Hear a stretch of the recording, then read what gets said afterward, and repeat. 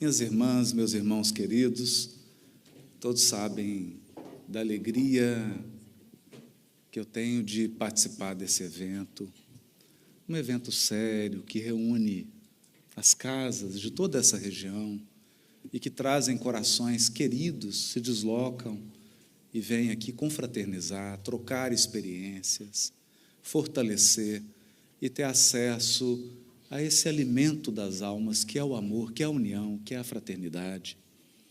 O tema que me foi dado hoje é um tema muito desafiador, porque ele é um tema abordado diversas vezes.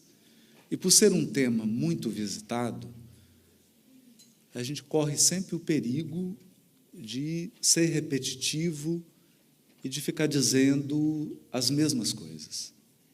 Então eu pensei em como poderia trazer esse tema com uma abordagem que pudesse edificar a cada um de nós, uma abordagem que pudesse nos dar instrumentos para enfrentar a transição.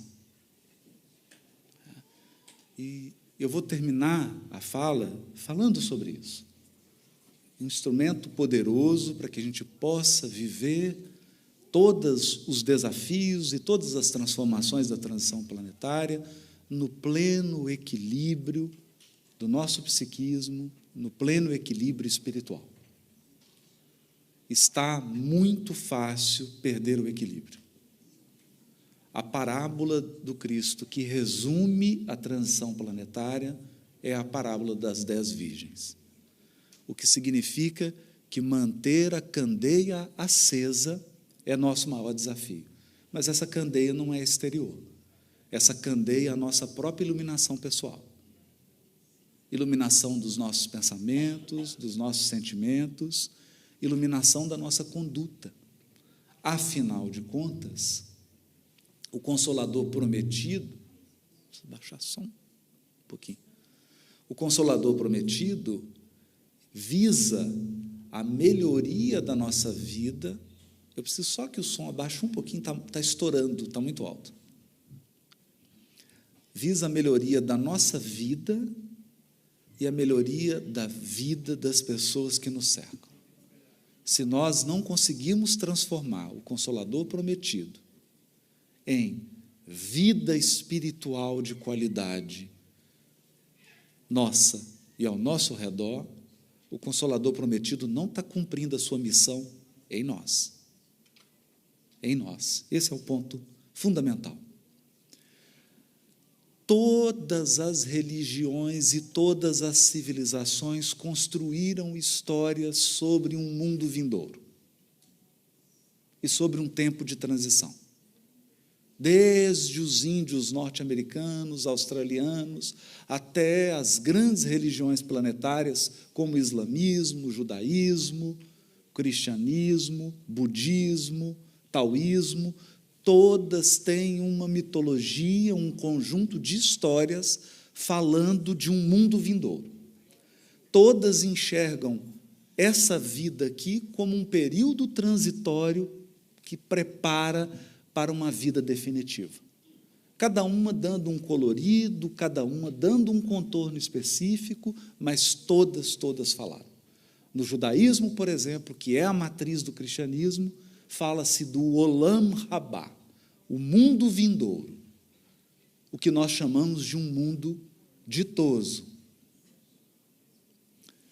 A compreensão de que tudo que nós vivemos aqui é um processo para algo que está por vir. O que está por vir. Allan Kardec capturou essa ideia. Allan Kardec resumiu essas histórias com uma expressão muito significativa: a vida futura. A vida futura. A vida futura resume não só os primeiros momentos pós-desencarnação, mas como também os momentos especiais que esperam o planeta Terra após a sua redenção. A vida futura. dois grandes tópicos da doutrina: a escala dos espíritos, espíritos imperfeitos, bons espíritos, espíritos puros, e a progressão dos mundos. Isso nós já sabemos. Mundos primitivos, onde há vida biológica pulsante, mas não há razão, não há espécie humana, não há ainda um ser dotado de raciocínio, livre-arbítrio, capacidade de tomar decisão. Depois, um mundo de expiação, onde eu tenho o ser humano, mas inexperiente, não capaz ainda de tomar as melhores decisões, e que, portanto, comete erros, e ao cometer erros, e ao infringir a lei divina, é conduzido pela misericórdia e pela justiça divina à reparação e ao aprendizado. Sabemos disso. Mundos de regeneração, mundos ditosos e a chegada, a ressurreição, na linguagem dos evangélicos e dos católicos. Espíritos puros, não mais sujeitos, questão 112, não mais sujeitos à encarnação em corpos perecíveis, não mais sujeitos a provas nem a expiações, palavras do codificador. Realizam a felicidade eterna no seio de Deus. A chegada. A chegada. A grande cidadania que todos esperam. Né? Cidadania de espírito puro, habitante de um mundo celeste, vida futura. Mas veja, a linguagem humana, especialmente a linguagem religiosa, manejada por espíritos imperfeitos, produz narrativas imperfeitas. Daí a advertência do apóstolo Paulo: é preciso extrair o espírito da letra. Essa história está no primeiro capítulo do livro Gênesis. E eu estou começando por Gênesis, porque eu quero falar de A Gênese, de Kardec, onde eu trouxe alguns trechos para que a gente possa ter um olhar um pouquinho diferente. No livro Gênesis, começa assim: inicialmente, que essa deveria ser a tradução melhor, inicialmente, Elohim formou, moldou os céus e a terra. Elohim, porque ali, El, que é Deus, está no plural, fazendo referência aos co-criadores em plano maior. Inicialmente, os co-criadores moldar, aí o verbo está no singular, por quê? Porque é sobre o influxo, é sobre a supervisão do todo sábio, do Senhor Supremo de todos os mundos e de todos os seres, na linguagem de Ismalha, do livro Mensageiros. O Senhor Supremo de todos os mundos e de todos os seres.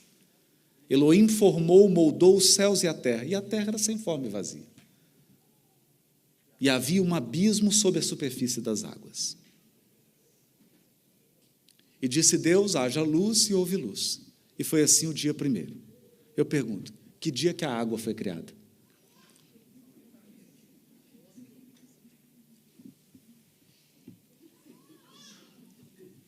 Dia 0.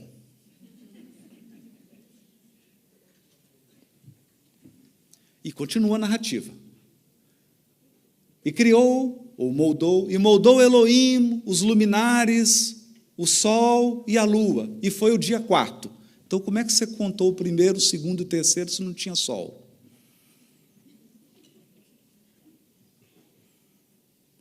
Não tinha sol, você contou dia como?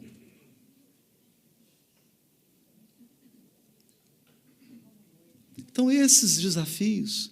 E aí começa o grande simbolismo. Na figura de Adão, de Eva, da serpente, revelando mais 3 grupos do que 3 pessoas. 3 mentalidades. Em Adão, nós temos o espírito ignorante, inexperiente. Em Eva, o espírito desejoso de adquirir experiências, cheio de desejos, mas não muito capaz de tomar as melhores decisões. E na serpente, um grupo de espíritos rebeldes. Bom, esse é o público da transição planetária. Tem uns que não estão sabendo para onde está indo, está só dando curtida. O outro grupo é o grupo que está desejando tanto, mas não sabe bem o que quer. Ou constrói, como diz Emmanuel, um projeto de felicidade fantasioso. Esse é o grupo Eva. E tem uma turma rastejando. É uma turma cuja vibração, escolhas, pensamentos, sentimentos são muito rasteiros. Muito rasteiros. São ainda vítimas do egoísmo, do orgulho e de um interesse pessoal muito distorcido. E esse é um grupo barulhento. E esse é um grupo que tem uma proposta muito clara, né?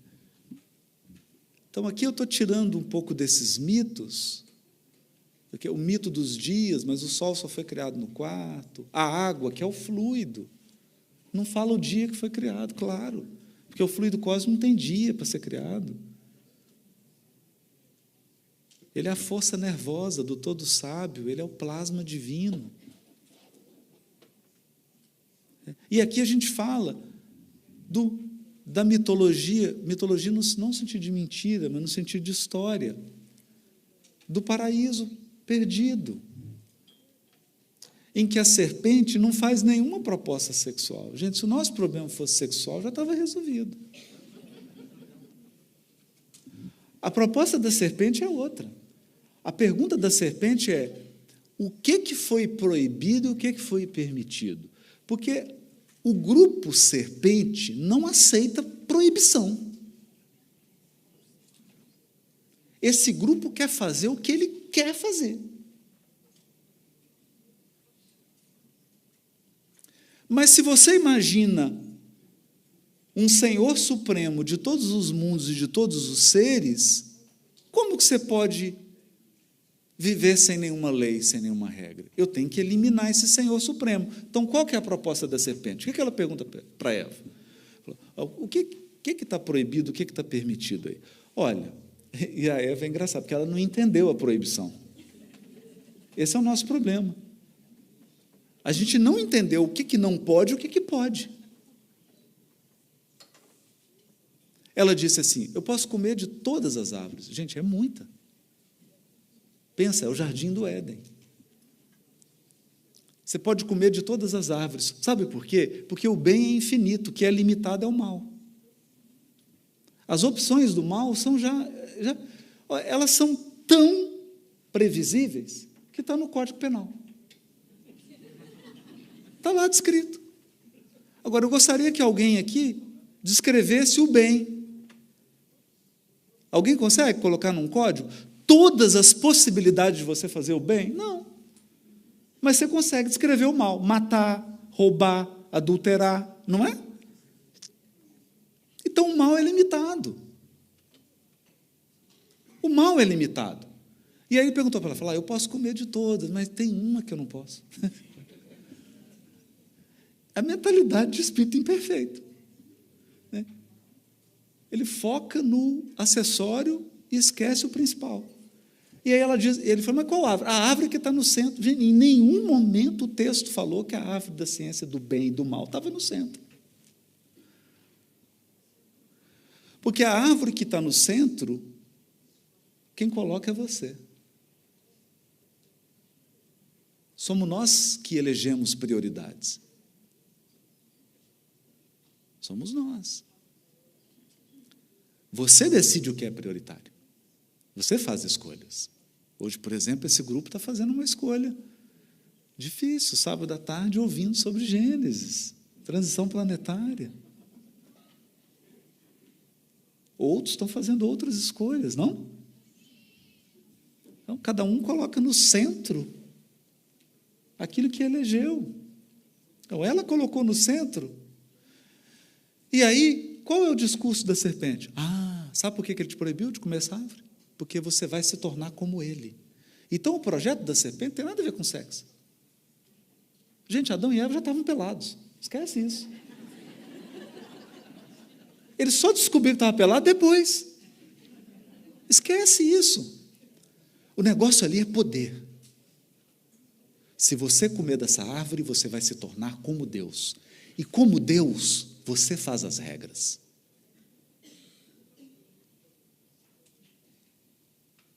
Esse é o desafio. Esse é o desafio.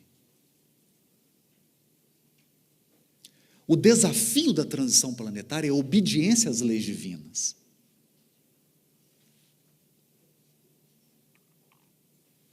Ela fala, é mesmo? Então, eu vou comer. É essa que eu vou comer. Qual que não pode? É essa.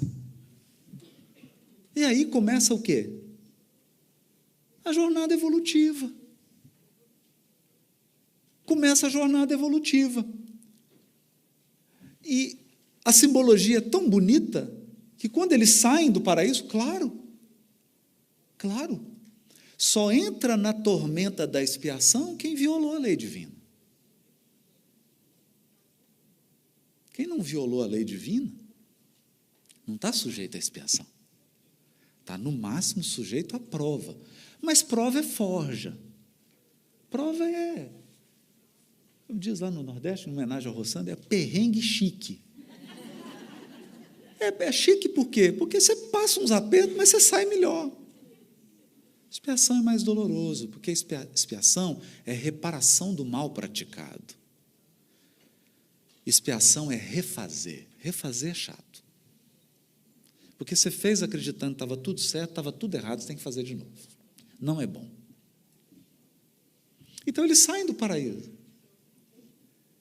E na porta fica um querubim, dizendo o seguinte: para voltar tem que se iluminar. Percebe? Não tem ninguém inexperiente em mundo celeste, gente. Em mundo celeste, você tem, como diz a música do Coldplay, we are diamonds, taking shape. Diamantes tomando forma. Você é um diamante. Espíritos puros são potências do amor divino. Os espíritos do Senhor, que são as virtudes dos céus, quais estrelas cadentes, não é assim? São estrelas, potências. Essa é a história. A história da ignorância à sabedoria, do egoísmo, do orgulho, do interesse pessoal ao amor. Essa é a trajetória. Esse é o quadro. Por isso que a Bíblia começa com Gênesis e termina com Apocalipse. O último capítulo de Apocalipse, uma cidade preciosa que desce do céu. A representação do que é celestial. O que é celestial não foi construído por nós. O que é celestial é divino. A questão é que nós estabelecemos um conceito de Deus que lembra o Papai Noel. Essa imagem está cravada no psiquismo humano. Essa imagem está cravada. Deus, homem, velhinho, de barba, sentado num trono, julgando. Essa imagem está entronizada. Aqui começa a contribuição do Consolador prometido para a evolução do pensamento religioso da Terra. Porque, veja, o que faltou às religiões? Elas têm virtudes extraordinárias, ensinamentos milenares extraordinários. O que faltou? Faltou o elemento espiritual.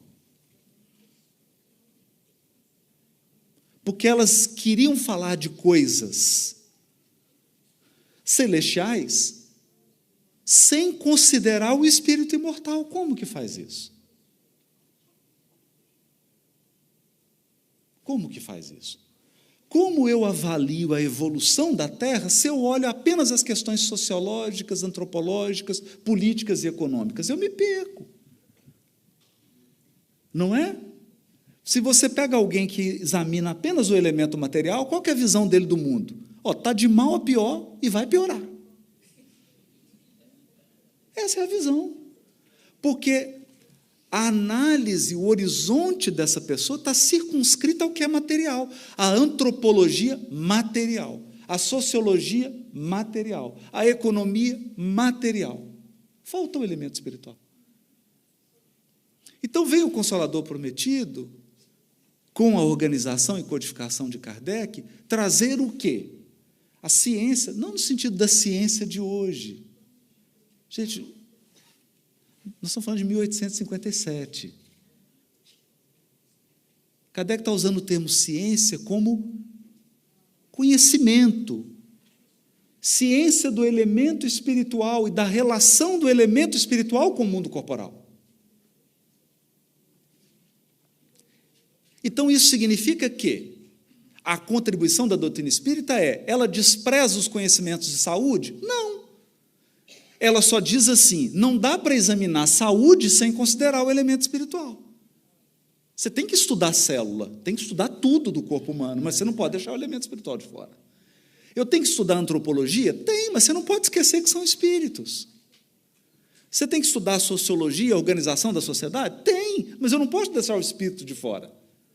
Esse é o papel do Consolador. Então, o Consolador veio revivecer. Ele veio trazer vida. Ele veio trazer uma vitalidade. Ele veio trazer uma perspectiva de que a vida pulsa, a vida não cessa. A vida não cessa. Nós temos uma vida. Todo mundo aqui só tem uma vida. E múltiplas existências. Vida você só tem uma, você é imortal. Você só tem uma vida. Uma. E foi te dada o dia que você foi criada. Uma vida, imortal. E múltiplas existências. Mas vai chegar um momento que você não vai precisar ter existências mais, que é o espírito puro. Então, isso traz uma vitalidade ao nosso pensamento. Nós estamos falando de seres imortais numa jornada grandiosa. Esse é o ponto. Esse é o ponto. O resto é processo. Isso nós não podemos perder. Eu acho importante realçar isso. Outro ponto importante, e aqui está no livro A Gênese, capítulo 18, item 3. Nós temos um hábito, mas isso vem daquele conceito incrustado em nosso psiquismo de Deus, velhinho, rei, no trono, julgando. Não é? Nós temos um conceito de lei, e isso é muito interessante. Porque lembra um tribunal. Nós temos um conceito de lei que é lei como um código. Então, a lei divina é um código. E esse código eu vou abrir e vou ler. Agora, eu queria fazer uma pergunta aqui. Quem alfabetizou Deus?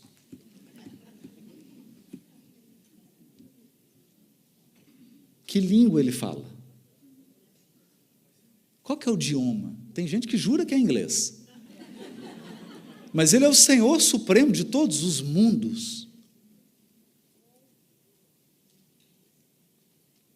Que linguagem? Não pode ser um código.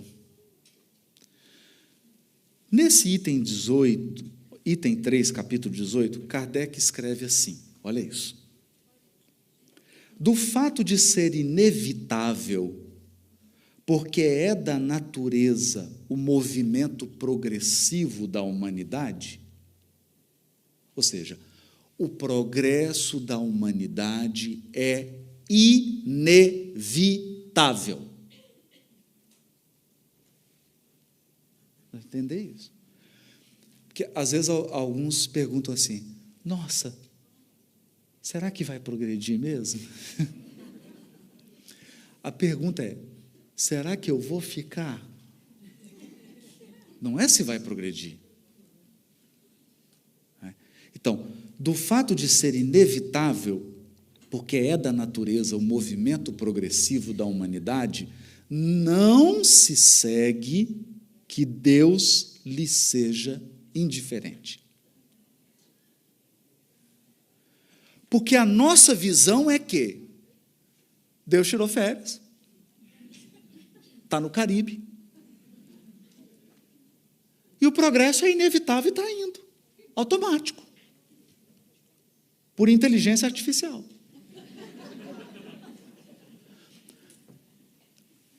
Mas em cada 10 pessoas, cada 10, nós podemos fazer essa experiência. Em cada 10 religiosos, inclusive espírita, se você me der a oportunidade de fazer 10 perguntas, você vai ver que a pessoa, no final, vai dizer isso. Que existe uma lei automática, uma espécie de inteligência artificial que calcula pena, expiação, calcula prova, ela já faz tudo automático. Sabe, é tipo avaliação para você fazer financiamento, né? Você manda ali com os documentos, já sai tudo. Olha, você pode pegar tanto, juros é tanto. Então, a impressão de que Deus é indiferente e que, depois de ter estabelecido leis, se haja recolhido a inação. Kardec é elegante, né? Depois de ter estabelecido as leis, se recolheu a inação. O que é inação, gente? Férias, né? Não fazer nada. Quer dizer, férias de verdade. Né? Inação é assim: criei a lei, o universo está aí, fui. O negócio vai sozinho. Deixando que as coisas caminhem por si sós.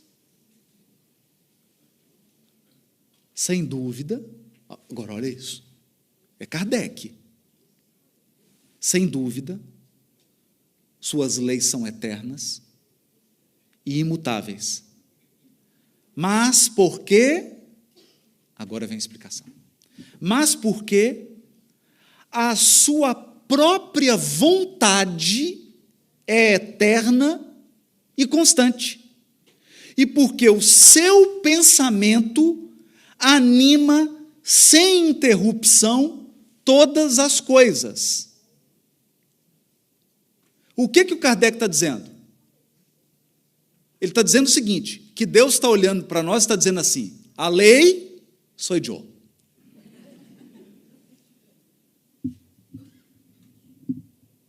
A lei divina é o pensamento divino constante, não tem aí ou iai. Não tem um sistema automático. É o próprio Deus pensando a cada milésimo de segundo e é a sua própria vontade que estabelece a lei. Só que tem um detalhe. Deus é absoluto e perfeito absolutamente. Então a vontade dele é imutável, inalterável. Mas quem mantém é ele. Mudou. Mudou. Você não está lidando mais com o sistema de computador. Você está lidando com o próprio Deus. Quem mantém a ordem cósmica é o próprio Deus. É isso que Kardec está dizendo. Sua própria vontade é eterna, constante, porque o seu pensamento anima sem interrupção todas as coisas. Esse pensamento que em tudo penetra é a força inteligente e permanente que mantém a harmonia em tudo. Isso é importante, gente. Isso é importante. O pensamento que penetra em tudo, qual o veículo do pensamento? Isso aí está no outro texto que eu trouxe. O outro texto de Kardec, Gênesis, capítulo 2, itens 20, 22 e 24. Kardec escreveu um capítulo só para falar sobre Deus, no livro A Gênese. E ele reservou um item nesse capítulo, que é a providência divina. E o que ele vai dizer? Ele vai falar do fluido cósmico. O veículo de transmissão do pensamento divino. Para concluir com Paulo, em Deus vivemos e existimos, como peixes no oceano. Não existe nada fora do fluido cósmico, exceto Deus. Se ele quiser, né? Se ele quiser. Porque o fluido cósmico é a emanação dele. Nós, não tem. Não tem ninguém fora do fluido cósmico. E é através do fluido cósmico que Deus manifesta o seu pensamento. E não, então, tudo está sob a coordenação do pensamento divino. Essa é a lei divina. A lei divina é o pensamento do próprio Deus, agindo incessantemente sobre a criação e mantendo a harmonia. Agora mudou. Mudou pelo seguinte: agora você está tratando com um ser infinitamente inteligente e infinitamente amoroso.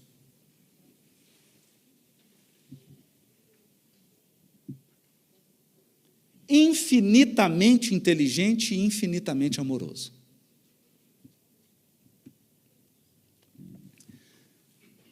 Eu vou deixar o Emmanuel dizer isso, que vai ficar mais bonito, né? Pensamento e Vida, capítulo 3. Da glória divina às balizas subatômicas, veja isso, da glória das galáxias, dos mundos celestes, até as partículas subatômicas, o universo pode ser definido como? O universo pode ser definido como uma cadeia de vidas que se entrosam à grande vida. Percebeu? Existe uma grande vida, que é a vida de Deus. E nós somos vidas entrelaçadas nessa vida. É por isso que você muda de país, você muda de continente e encontra as mesmas pessoas. O mundo não é grande. Ele é mal distribuído.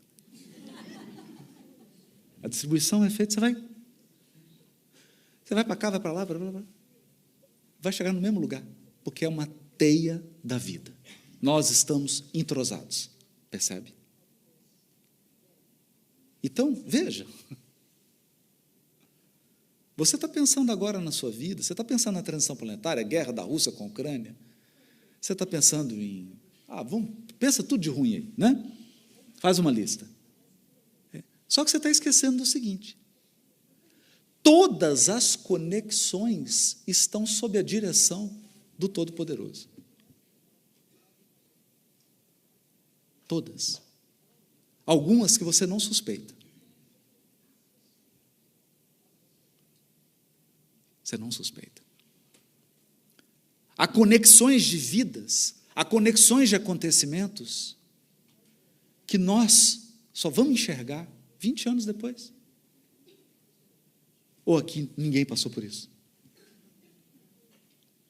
Ninguém passou por isso? Nós temos um discurso emblemático aqui do Steve Jobs na Universidade de Stanford. Ele já com câncer avançado, né? E ele disse assim: somente agora eu entendo tudo o que aconteceu. Fui juntando, né? Fala isso, fui juntando as peças. Por que eu fui fazer um curso de caligrafia? E aí eu desenvolvi a primeira fonte. Aí que ele foi entender como é que tudo conectou. Mas por quê?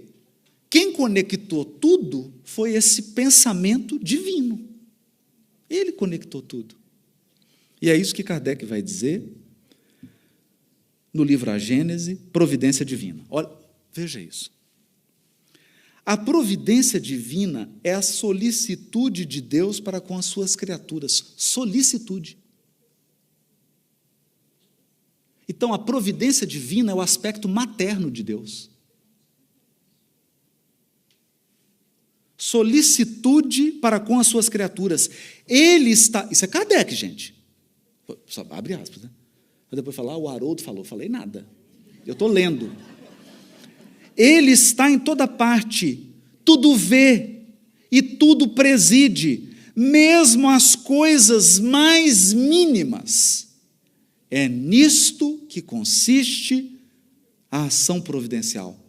Suponhamos um fluido bastante sutil para penetrar todos os corpos. Sendo inteligente, esse fluido atua mecanicamente, por meio tão só das forças materiais. Se, porém, o supusermos dotado de inteligência, de faculdades perceptivas e sensitivas, ele já não atuará às cegas, mas com discernimento, com vontade e liberdade. Verá, ouvirá e sentirá. Figuremo-lo sob a forma concreta de um fluido inteligente que enche o universo infinito e penetra todas as partes da criação. A natureza inteira mergulhada no fluido divino. A natureza inteira mergulhada no fluido divino. Que a força esteja com você. Ora, em virtude do princípio de que as partes de um todo são da mesma natureza e têm as mesmas propriedades que ele, cada átomo desse fluido, e assim nos podemos exprimir, possuindo o pensamento, isso é, os atributos essenciais da divindade, e estando o mesmo fluido em toda parte, tudo está submetido à sua ação inteligente, à sua previdência e a sua solicitude. Nenhum ser haverá, por mais ínfimo que o suponhamos, que não esteja saturado desse fluido.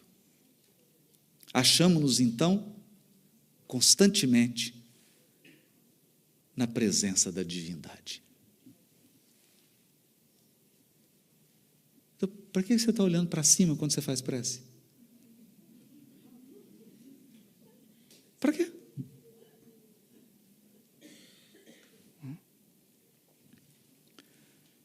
Estamos constantemente em presença da divindade. Nenhuma das nossas ações lhe podemos subtrair ao olhar.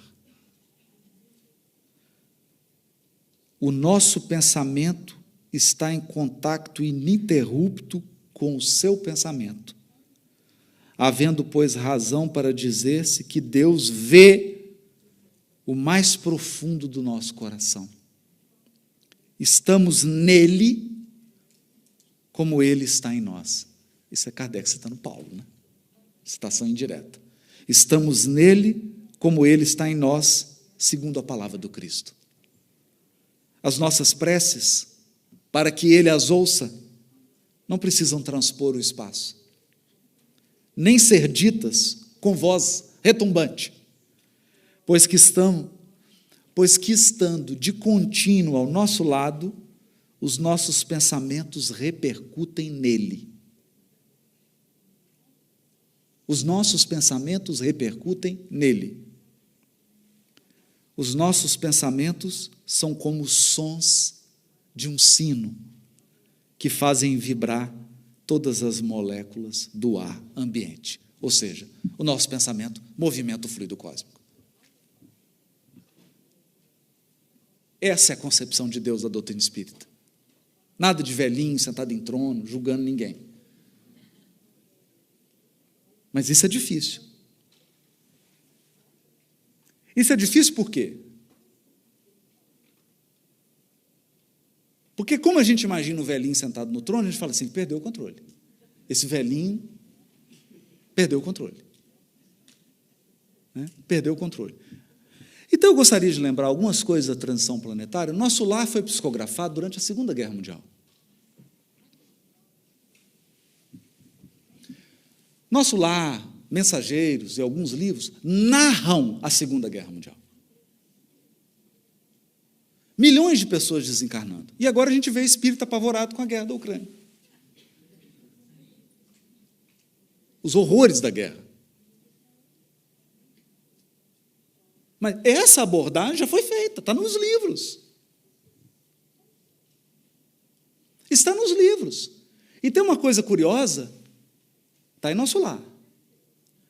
Nosso lar é uma colônia um pouquinho, porque já passou o umbral, né? E o André é interessante, porque o pessoal fala, onde começa o umbral? E aí, André Luiz explica, né? O umbral já começa na crosta. Então, fica tranquilo, você já está no umbral. O que pode é piorar. Tem um umbral pior, mas você já está no umbral. A pergunta é, desencarnar, será que eu saio do umbral? Mas se eu vou para o umbral? O umbral começa na crosta e abrange um certo espaço, uma certa dimensão. Nosso lar está depois, mas tem colônia que está no umbral. E tem uma cena interessante, que André Luiz está na casa da dona Laura, e aí ele recebe um comunicado de rádio, um aparelho de rádio, e de uma colônia que está no umbral. E o locutor está apavorado. Falou, gente, está estourando uma guerra. É uma guerra. Vai morrer gente, mas ele já é morto. Ele já está desencarnado. E ele está preocupado com quem vai desencarnar. Percebem? O que é a mentalidade? O que é a mentalidade? Então, se a tua mentalidade for estreita, nem a desencarnação te ajuda.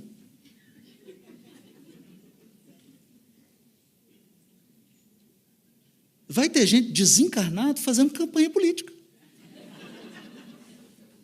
Envolvendo em conflito daqui, dos encarnados. E aí o André Luiz, que estava ligado, vocês lembram? O André Luiz estava ligadão aqui na crosta, né? Ele não sabia que a esposa já tinha casado de novo, aquela história toda. Ele estava imaginando que a esposa estava esperando, né, cheio de expectativas. Ele estava ligado aqui. E o André Luiz fica um pouco apreensivo. E aí chega o Clarencio, fala, não, já fomos informados pelas esferas superiores, vai ter a guerra mesmo. Vai ter a guerra. Vai acontecer. Porque os nossos maiores nos dizem que os habitantes da Terra, durante séculos, se alimentaram mentalmente de substâncias tóxicas, e é natural agora que eles expilam. Coloque para fora. Percebe? É o melhor caminho? Claro que não. É o pior. Mas livre-arbítrio é o quê, gente? A faculdade de escolher, inclusive, o pior. Inclusive o pior. Não foi assim? Vou lembrar lá de Eva. Eva, aqui está o melhor, aqui está o pior. O que você escolhe? O pior. Não é? Esse é o livre-arbítrio. Tem um amigo que é brincalhão, me deu uma camiseta que diz assim, livre-arbítrio. Cancele esse negócio, não sei usar. Não sei usar esse negócio. Cancela. Alguém dá uma pausa nesse negócio. Eu preciso respirar, eu não sei usar isso. Não é? Então, escolhas. Escolhas vão sendo estabelecidas, consequências. Escolhas geram consequências, porque consequências educam. Escolhas geram consequências, porque consequências educam. Escolhas não geram consequência, porque Deus está com vontade de te punir. Escolhas não geram consequências porque Deus está bravo. Escolhas geram consequências porque consequências educam. Consequências educam.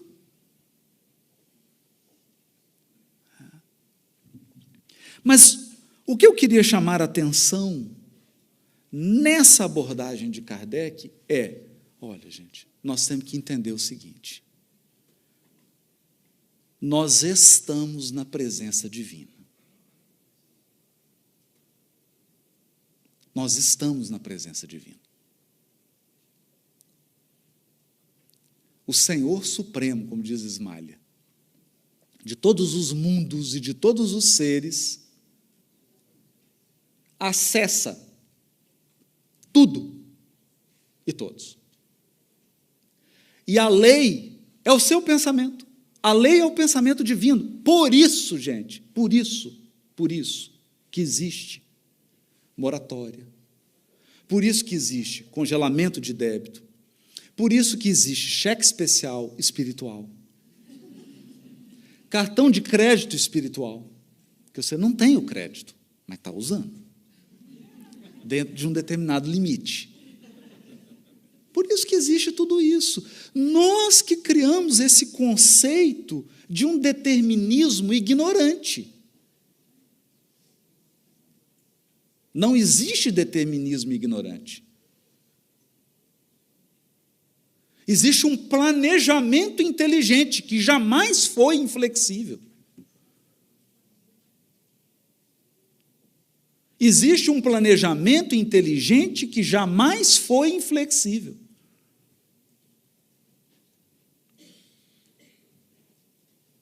Supervisão. Você não faz isso na escola? Faz. Você faz na escola. Uma boa escola acompanha o aluno e fala: nossa, essa moça, esse menino está muito bom. Pode passar aqui direto. Não tem isso? Não tem? Aqui, gente, prova aqui de legislação aqui, de trânsito. Você tem que acertar 40, acertou 40, para a prova. O que é isso? Inteligência. Cessa. Você está numa aprovação, já teve aproveitamento superior a 60%, a prova cessa.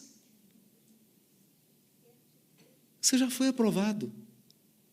Porque existe uma supervisão divina permanente.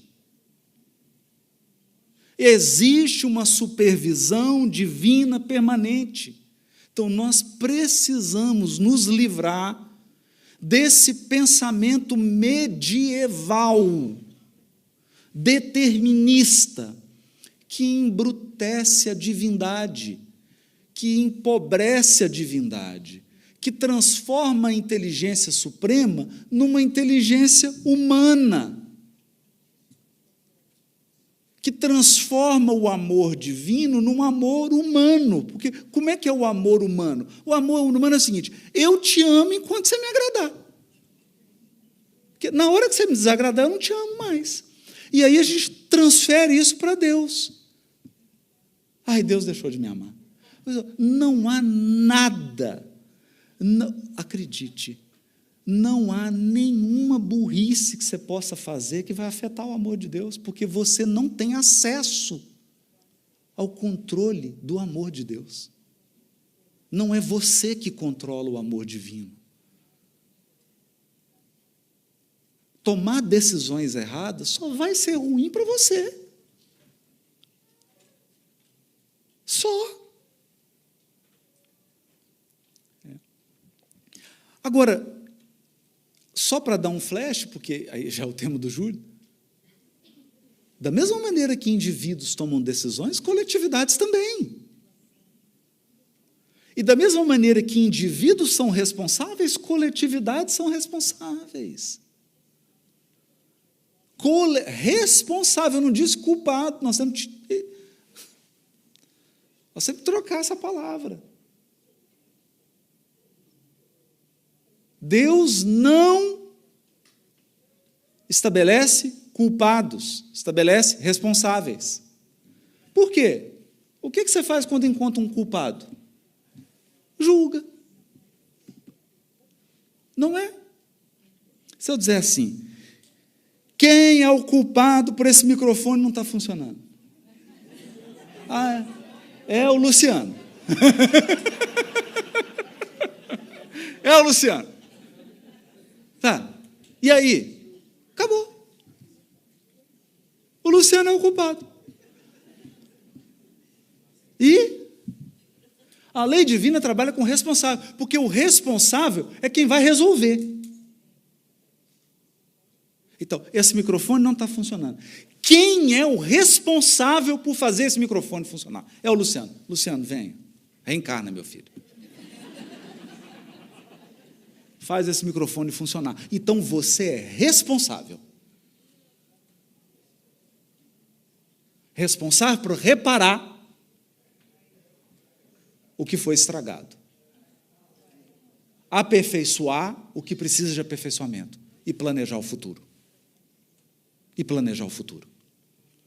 Porque sua próxima encarnação já começou. A cada dia você está moldando sua próxima encarnação.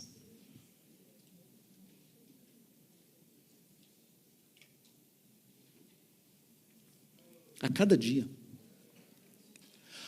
As ações que você tem hoje vão determinar suas amizades, sua vida afetiva, sua vida financeira, sua saúde. Você está moldando a encarnação hoje.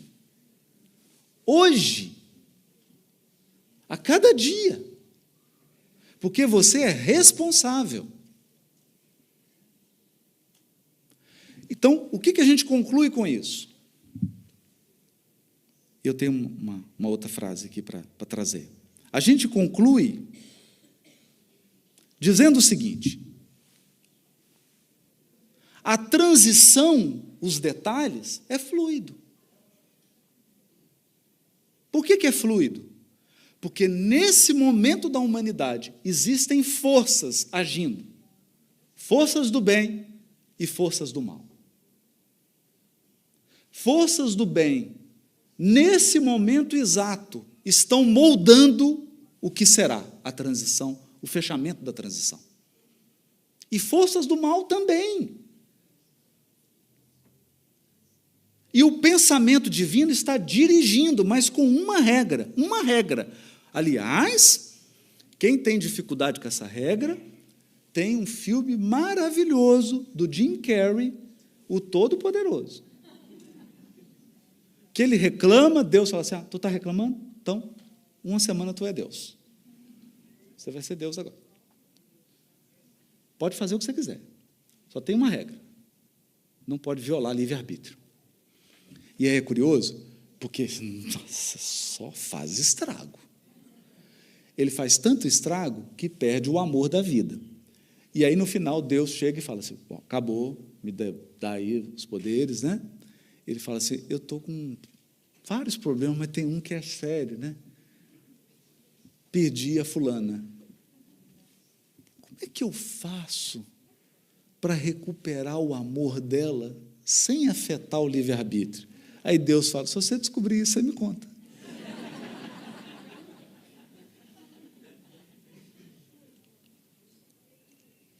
Perceberam? A regra é clara. Livre-arbítrio é livre-arbítrio. Agora, livre-arbítrio não é arbítrio supremo, hein? Porque tem gente que está confundindo. Você fala assim, eu tenho livre-arbítrio. Agora o sol não brilha mais. Coitadinho. Isso não é livre-arbítrio. Isso é o arbítrio supremo. O arbítrio supremo é de Deus. As regras do jogo, ele que estabeleceu. Você só joga. Isso é livre-arbítrio. Então, nós estamos moldando agora a transição planetária. Nós estamos moldando a finalização da transição planetária. Porque eu percebo, para encerrar, que nós estamos assumindo um pensamento derrotista. A transição já está... Esse negócio já deu tudo errado mesmo. Deixa eu ficar aqui orando. Não. Não. Não. Não. Isso aqui é igual o jogo de basquete. Você foi ao banheiro, voltou, mudou o placar.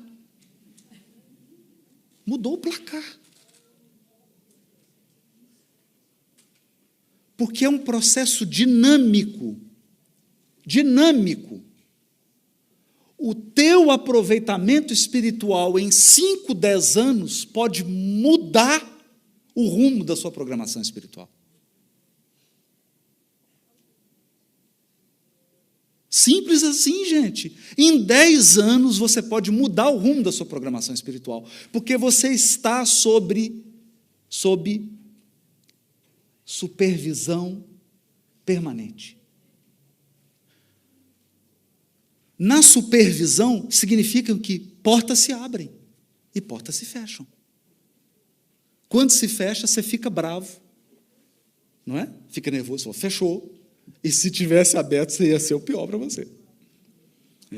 E portas se abrem, porque é um processo dinâmico em que o pensamento e a vontade divina estão agindo permanentemente na sua vida e na vida de todo o universo. Então, nós temos um segredo.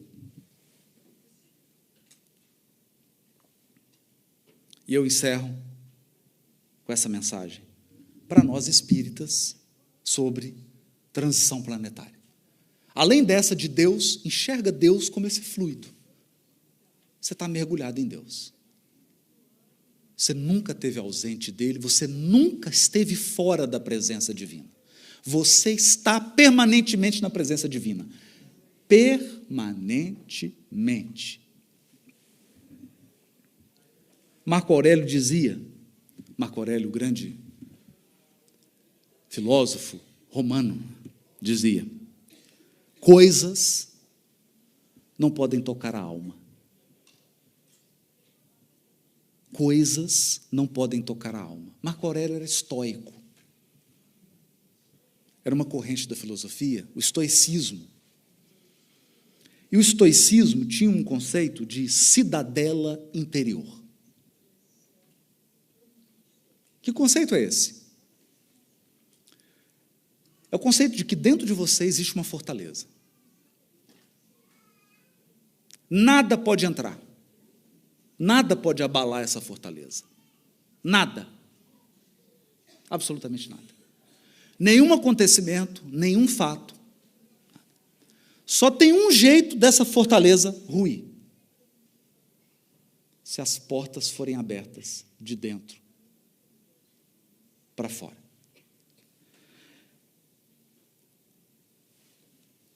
Veja o que ele diz.